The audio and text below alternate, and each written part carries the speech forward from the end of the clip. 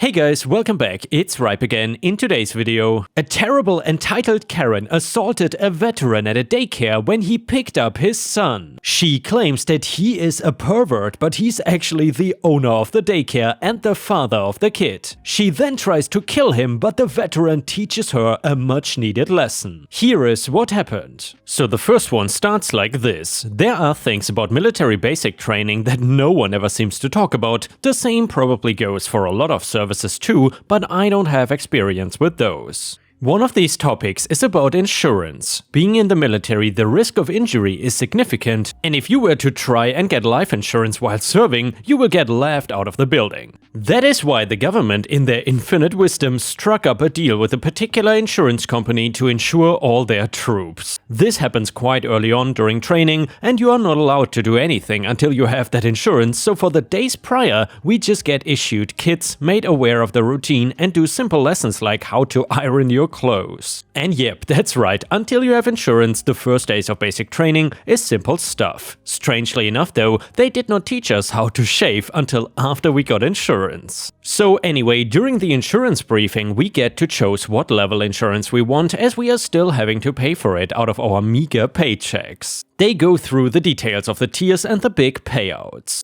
It was a source of endless jokes and discussions when set out in the miserable rain on range days. The highest tier would pay out a whopping $10,000 just for losing a finger, but only $15,000 for a hand. $20,000 for an eye, $300,000 for both eyes, and $100,000 for a lost leg, $125,000 for an arm. More than doubling if you lose both legs or both arms. I'm gonna tell you, there were some greedy faces about the troop lines when they considered how much they could lose just to get some money. I bring this up because during a mortar strike on the camp while in Afghanistan, I lost my leg. I know you probably went back to see how much I had gotten in insurance, and yes, it's a lot of money. The great thing is that they don't specify how much of the leg you had to lose, and well, I lost my leg just below the knee and still got the full amount. It doesn't mean that you're sitting pretty on $100,000, a lot of that money has to go towards remedials and therapy and such, but I was still left with a lot of money, and I was not quite sure what I wanted to do. An idea came soon after I found out my wife was pregnant with our first child. And I immediately knew I was gonna dedicate my life to this little person, and the best way to do that? Of course, buy a nursery just so I can be with them all the time while still working. Well, over a year later, many courses and qualifications under my belt, I was ready to make a go at it, and I must admit, the military is no different to running a nursery. I was quite used to being around non-verbal, snot-nosed little monsters with no clue how anything worked and no idea what was going on. I was clearly in my element. Fast forward several years and my nursery is quite the hit, always fully booked and with outstanding ratings from the local board. I had made my money back tenfold and had an amazing staff of mostly vets. I don't handle the recruitment, that in itself is a full-time responsibility. We got a pretty active staff turnaround due to what people have to do in order to become teachers if they want to teach higher education. You are required to get an NCFE Cash Level 3, which is your basic early years education qualification, before you can even think about going further in education. So we see a lot of younger men and women fresh out of high school not wanting to go to college but gain real-world experience. We also see a lot of middle-aged women wanting to go into education too. One such middle-aged woman was Karen. She was brought onto the staff while I was away on a business trip. I often had to go on these being a nursery manager. It was nothing important and more of an educational lecture about best practices or something, I cannot quite remember. I just remember that I was away for a few days, and at this point my daughter was all grown up and heading off to elementary school, but I had a second child who was attending the nursery. When I had come back from the business trip, I wanted to surprise my son by picking him up from the nursery, so I went right around there from the trip. Obviously, everyone knew me and let me right in. At least, I thought everyone knew me. Karen, being a new employee, did not, and when she spotted me, she did the right thing and confronted me. To her, I was this large, imposing guy sneaking into the nursery and plucking up a random boy from a crowd. My son, surprised at his old man coming out of nowhere and giving him tickles, squealed and screeched the house down, laughing his cute little head off. That was when Karen decided to strike. She came at me like a bull at a red flag. "Get your hands off that child, you pervert!" she shouted. The swearing was absolutely unnecessary in this environment, so already she got my goat up. I was fine that she confronted me. I would have commended her for it, but she did swear and I was about ready to give her a talking to. She did not give me the chance though. She called for Greg, one of the old veterans I first employed and probably my second in command, and laid into me, desperately trying to prise my son from me. She did not have nearly enough upper body strength for it though. I tried to reassure her, telling her that I was the owner of the nursery and that she was making a very big mistake. She flipped the script on me and declared that she knew the owner and I looked nothing like her. Yes, she thought that the owner is a her. She kicked me in the shins at some point, the shin of the false leg that is, and thought I had a gun or something. She then went into panic overdrive and started shouting gun at everyone. At this point kids were crying and some of the young staff came out and looked so mortified and had no clue what to do. All the while Karen was yanking at my false leg thinking it was a gun and thought that she was disarming me. That would have been funny if I had actually lost an arm in this situation. My son is gripping hold of me for dear life, crying his little eyes out, and Karen was just not seeing reason. I don't know where Greg was, but having him here would have helped loads. Frustrated, Karen grabbed a fork from somewhere and started threatening me with it. It's fine, the woman is crazy and thinks I'm desperate to kidnap a child, in particular a young boy who's rather attached to me, like a son to a father almost. What I absolutely could not abide was the way she was waving the fork around and nearly clocked my son with it. That was it. Time to end this. With one hand I slapped the fork out of her hand and then sucker punched her. She falls flat on the floor and lays unconscious for a second.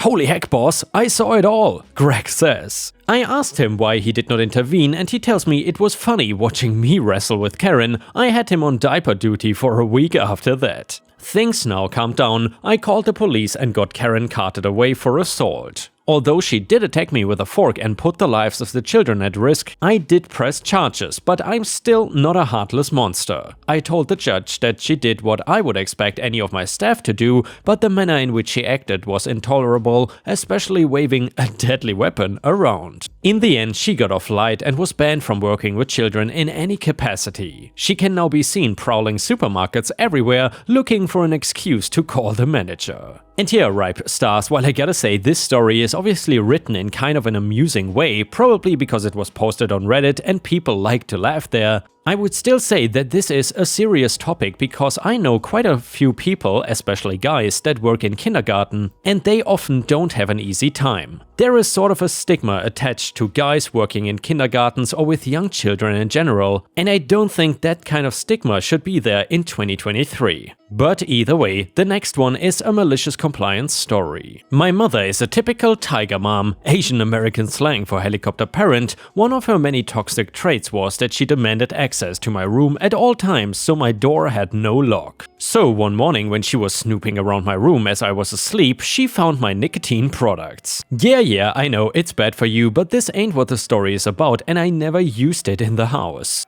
After an earful, I decided that my privacy would be breached no longer, as I am no longer a minor. I bring home from my local Home Depot a lock and key doorknob, much to my mom's rage. After a couple of days, I got careless and left my door open as I was eating breakfast to return to the knob being drilled out by a smug old lady. I am heated at her and myself, but let it go because I had nothing to hide really at this point. Come to find out, she only removed solely the knob and not the inner sliding mechanism that keeps doors closed. This effectively made it really hard to open my door without a really tough-skinned thumb, pen, etc. So for the following week she would attempt to enter my room only to fumble with the mechanism and then give up. She would try telling me to let her in, to which I would respond that she may, the door was unlocked. This also gave me time to set my image up as a good man, studying as she walks to get something to pry the door open. After a while, she returned my lock knob since I threw away my lockless knob. A couple lectures later, she now only tries to pin me for trouble outside the comfort of my room.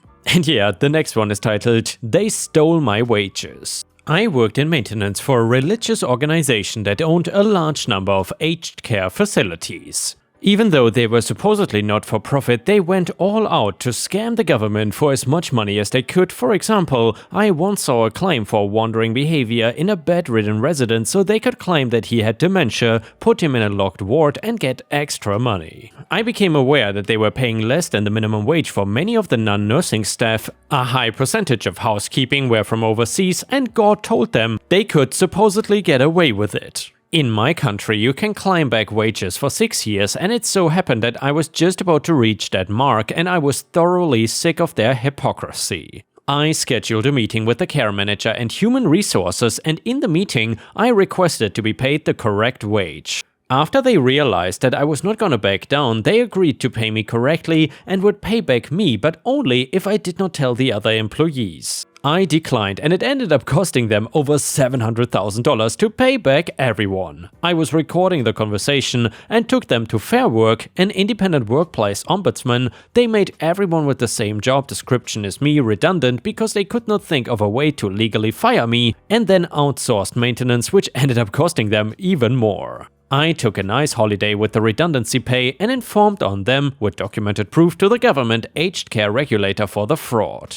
They were inspected with a fine-tooth comb, and 2 of their flagship homes were put under 6 months constant government supervision. Always remember that wage theft is the largest crime wave in history. It is ongoing and no one ever goes to jail for it. And yeah, Ripe Stars, if you have watched until here and enjoy my content, please don't forget to post some star emojis in the comments and maybe even like the video if you like what I do. Thank you so much in advance. The next one is titled The Vet and the Karen. I was not with him, my boyfriend is the vet in this, so keep in mind this is all second-hand through his experience as relayed to me. The incident occurred yesterday at the grocery store while my partner was shopping. This is actually a challenging task for him. He does not like all the aisles and people in stores, and he doesn't like that he feels distracted from paying attention to his surroundings by needing to concentrate on the list of items he needs. Because he is hard of hearing, he also cannot easily hear where people are, and this is hard for him. Also, it's worth noting that he has extra trouble hearing high-pitched sounds like kids' and women's voices. During the COVID lockdown, he has lost a lot of progress he had made with his anxiety, but he is working on getting back to where he was. He got a service dog now, which has helped him immensely, not just in public. He sleeps better now, and the dog will alert him when he is becoming anxious based on his behaviors and can calm him, which is really incredible. The dog has a vest, and if you read it, you would see he has a patch that says PTSD service dog, don't distract, and one that says hard of hearing handler. His dog is trained to guard him from people and alert him what side he's being approached from. This is not aggressive, the dog just uses its body to block him off and touches his legs while doing it so he knows someone is there. So he turns and saw this little kid looking up at him. He just told her the dog is working and she cannot pet him on the assumption that she had just asked him that. In response, the kid holds out her hand for the dog to sniff and she said, "Mommy says I can if I say hello first," or something along those lines. The dog does not react much at all, so the kid just starts hugging him. At this point, my partner stepped abruptly away from her and told her she needs to stop and to go find her parent. Now, he could not tell if the kid was old enough to read, but he's really not mad at the kid because a parent should be responsible for her in a store. And while I am sure he was probably very stern with her since he's not very great with people, especially kids even on a good day, he is also not someone who yells. Yet lo and behold, the child's grandma, or mother, who knows, appears and is telling him not to yell at the little girl, he made her cry and a bunch of other crap. He was only catching about 30% of what she was saying. He told her he has a service dog.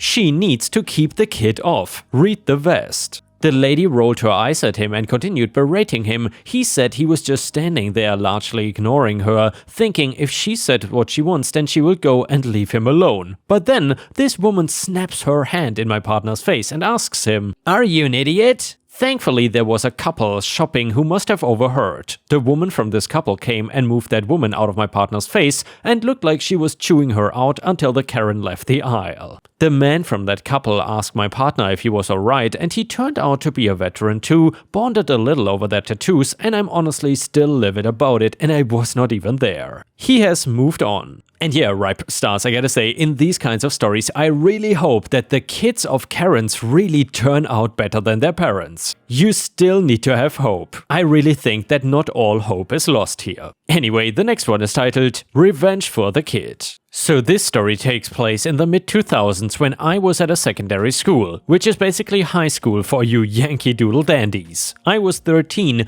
and going through that awkward stage in life where everything is changing in you constantly. One thing that was changing was the amount of gas my body created after a particularly long series of curries and chilies that my family made on the regular, as they were cheap meals to cook and easy. Plus, despite being as English as Paddington Bear, we loved spicy food. So anyway, this story takes place over a series of French classes in which I had a showdown with this very petty French teacher who we will call Mrs. F. She regularly put kids in detention over everything, and while some was justified, like talking in class and not doing homework, for me, she decided that despite the fact that I was a half-decent student who was courteous and polite, because I would occasionally fart in class, that was enough to put me in detention if someone smelled it and made a fuss. I tried everything to stay away from this woman's wrath, like staying at the back of the class by a nearby open window, to asking my parents if I can have something that was less likely to bring me flatulence. This all came to a head though when I regularly was being given detention despite no obvious discipline issues. The school was not obligated to tell parents why I received detention,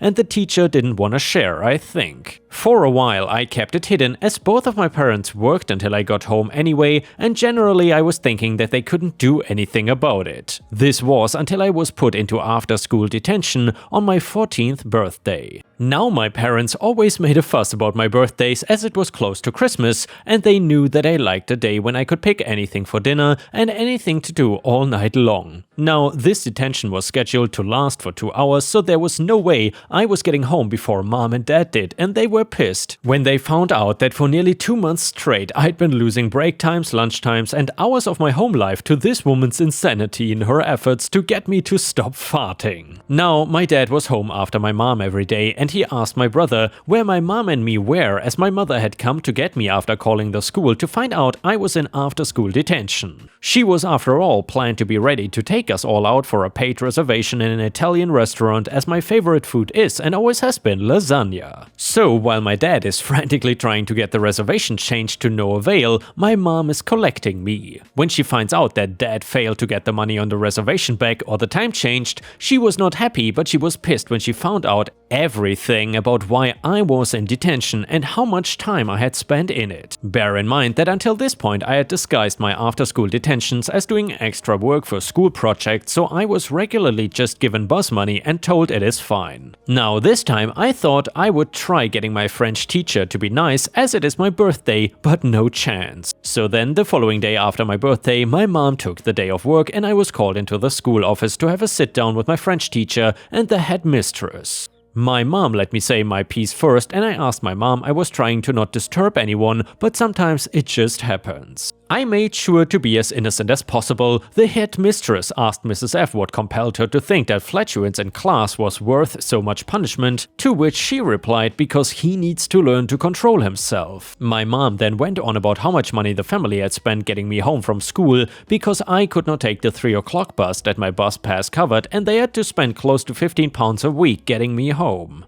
She then added the cost of her workday she had to take off and the reservation that they lost on my birthday. She then did something I didn't see coming. She pulled out a pile of bus tickets and receipts along with a pay stub from work to demonstrate the cost she was having to expend going, so is the school paying me for all this, or are you, because I'm holding both responsible for the cost? In total, between the bus tickets and the lost reservation and pay for the day, it was about £250. Mrs. F then goes baldy, "I'll discipline your child until he learns that he will not disturb the class with his disgusting body." I shrunk at this statement just a little bit, and then my headmistress said something I will never forget. "Don't worry about these costs. Mrs. F will be paying for them in full out of her pocket before you leave today. If she wants to keep her job, as I can see your point that your child is not being a bad kid, just a little bit gassy. And Mrs. F, if you wish to put any child in detention from now on, I'll be reviewing it before approving the detention, as it is clear that you are abusing your power as a teacher."